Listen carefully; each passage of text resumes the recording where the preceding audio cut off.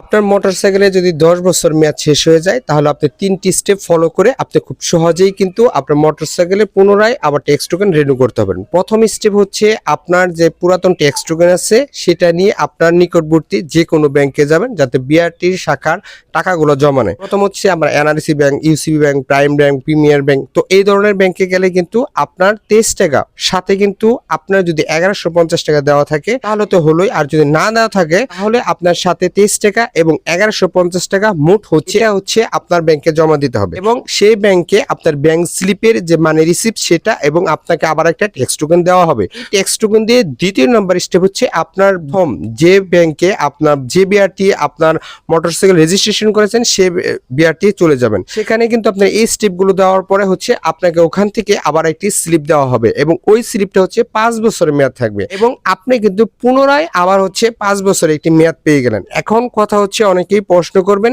আমার তো 10 বছর মেয়াদ আছে বাট আমি এখন পর্যন্ত ডিজিটাল নাম্বার প্লেট করি নাই, মানে হচ্ছে লাগাই নাই, তাহলে কিন্তু আপনার হবে না। এটা নিয়ে কিন্তু আমাদের চ্যানেলে অলরেডি ভিডিও দেওয়া আছে। অবশ্যই আপনাকে মোটরসাইকেলের যে নাম্বার প্লেট, যে ডিজিটাল নাম্বার প্লেটটি এবং ব্লু বুক এইগুলো কিন্তু আপনাকে থাকতে হবে। এগুলো যদি না থাকে তাহলে ওই বিআরটি থেকে আপনি পুনরায় যে যন্ত্র লাগান না এগুলো জরিপানা সহ আপনার ডিজিটাল নাম্বার প্লেট এবং আপনার যে স্মার্ট কার্ডটি সেটা লাগালে কিন্তু আপনি আবার এই সুযোগটি পাবেন। আর যদি আপনার এগুলো সবকিছু কমপ্লিট থাকে, যেমন হচ্ছে আমার বাইকে সবকিছু কমপ্লিট করা আছে, এখন আমি শুধু ব্যাংকে গিয়ে জমা দিয়ে 23 টাকা এবং 1150 টাকা জমা দিয়ে বিআরটি গেলে কিন্তু আমাকে আবার পুনরায় একটি ট্যাক্স টোকেন দিয়ে দিবে, বাস আমার আর কোনো সমস্যা নাই। আশা করি আপনারা যে সকল ভাই ব্রাদার তারা কিন্তু বুঝতে পারছেন।